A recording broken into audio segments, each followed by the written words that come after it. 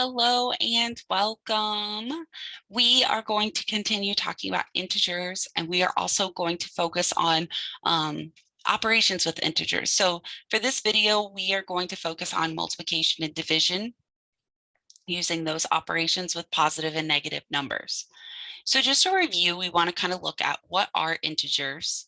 And the definition of an integer is the set of whole numbers and their opposites. So opposite numbers are going to be numbers that are the same distance from zero on a number line. So if we see this example of this number line, we could see we have zero in the middle, and then we could see that to the right of zero, we go in the positive direction. And then to the left of zero, we go in the negative direction. If we're looking at opposite numbers, let's say we want to find the opposite number of -6. We know that to get to -6, we have to go 1, 2, 3, 4, 5, 6 places in the negative direction away from zero. And so to find the opposite, we're actually going to go in the other direction, the opposite direction. We're going to go another 6 places away. So we're going to go 1, 2, 3, 4, 5, 6. And we're going to say the opposite of a -6 is going to be a +6. These two numbers are the same distance away from zero in either direction of zero. And you could do this with any number. We can do this with -10. We would go 10 places in the negative direction, and then to find the opposite, we're going to go 10 places in the positive direction. You can do this with larger numbers too. If you have like -100, that's going to be 100 places in the negative direction away from zero. So the opposite is going to be 100 places in the positive direction away from zero. So we're going to focus today on looking at multiplication and division with integers. Okay.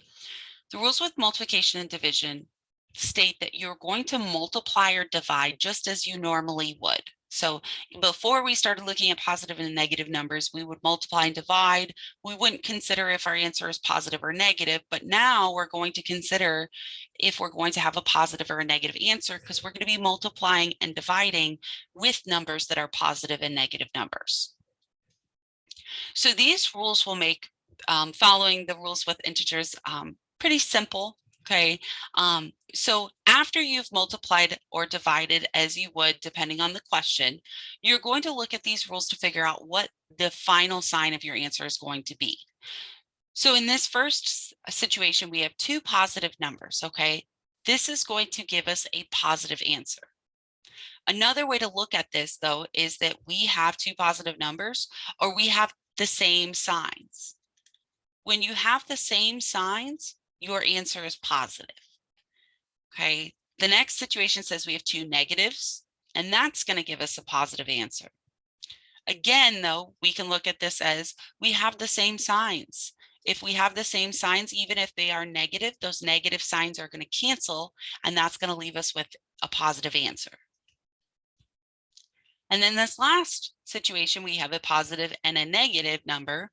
Okay, or you can have a negative and a positive, but either way, it's going to give you a negative answer. And the reason why is because no matter which way you look at those numbers, the signs are different. So when you have different signs, your answer is going to be a negative.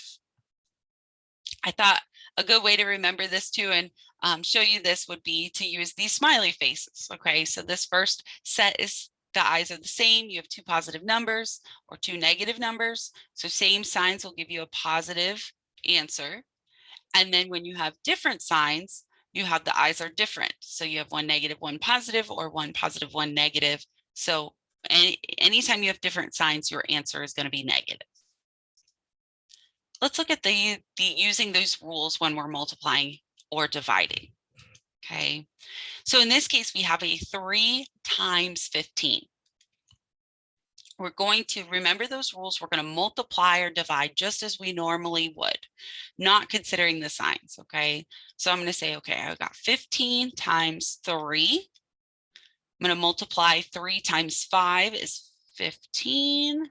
Carry my 1. 3 times 1 is 3, plus 1 more is 4. And I would say, okay, I multiplied and I got the answer is 45, but we're not finished. Now we have to go back and we have to check our signs. So I'm going to rewrite it just like this so I can we can look at those signs closer. Now, these two numbers, 15 and 3, do not have positive or negative signs in front of them, but we do know when there is not a sign that the number is a positive number. So now we can look back and we can see, okay, I have a positive 15, I have a positive 3, which looking at those, the signs are the same.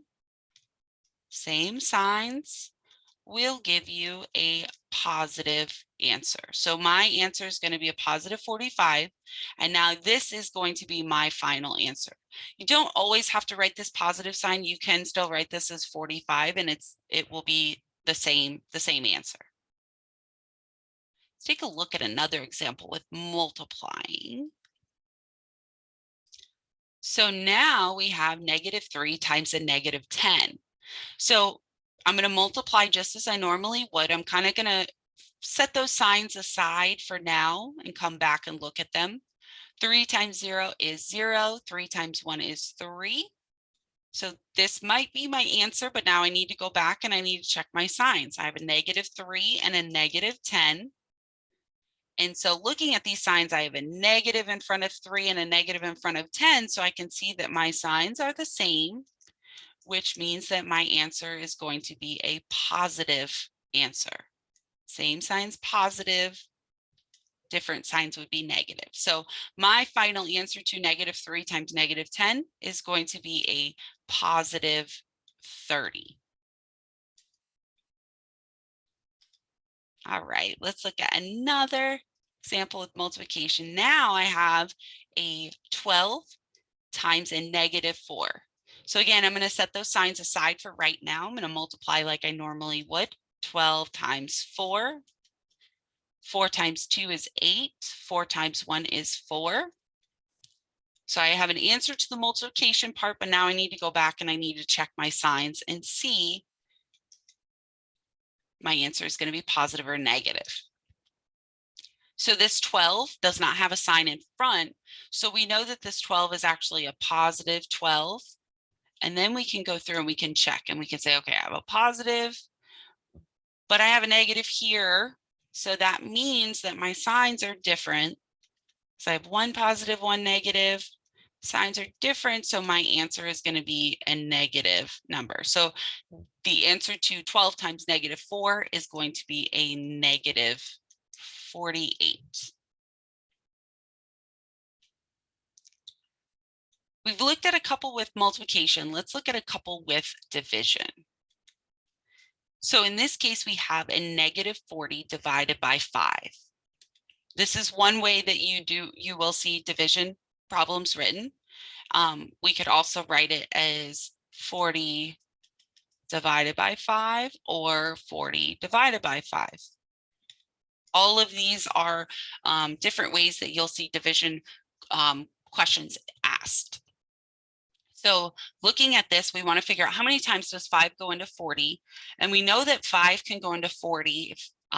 If you're thinking about what number can you multiply by 5 to get 40, we know that that would be an 8. But then we need to go and we need to check our signs. So now we have -40 divided by 5. This 5 does not have a sign in front. So we would say that this is a positive 5.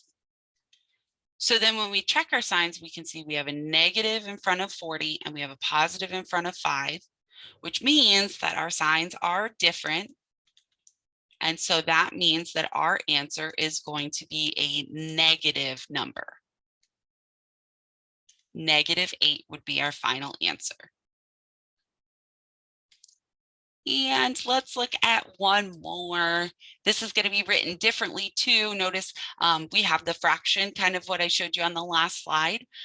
This would be written as your numerator is the number in the top. So you'd read it as 72. This fraction bar would be read as divided by, and then the denominator would be what is dividing into the numerator. So this would be read as 72 divided by -2. I'm going to set this up over here like this. So 72 divided by 2. I'm gonna set those signs aside for right now. I'll come back and I'll check those before I put my final answer. So I'm gonna start with this first number here. How many times does 2 go into 7? Remember, with this, you cannot go over, you can go under if needed. So 2 goes into 7, we would say 3 times. 3 times 2 is 6, and then we would subtract. 7 minus 6 is 1. But then we need to bring down this last number, 2. And so we would say, how many times does 2 go into 12 now? We want to figure out what number times 2 would give us 12. And we know that 6 times 2 will give us 12. And then we would subtract, and that would leave us with 0. So the answer to the division part of this is going to be 36. But now we need to go back and we need to check those signs. We have a 72 divided by a -2. And so this 72 does not have a sign in front. This is actually a positive sign. And so now when we look at this, we have a positive sign and a negative sign. My signs are different, which means that my final answer is going to be a negative number. So my final answer is going to be a -36.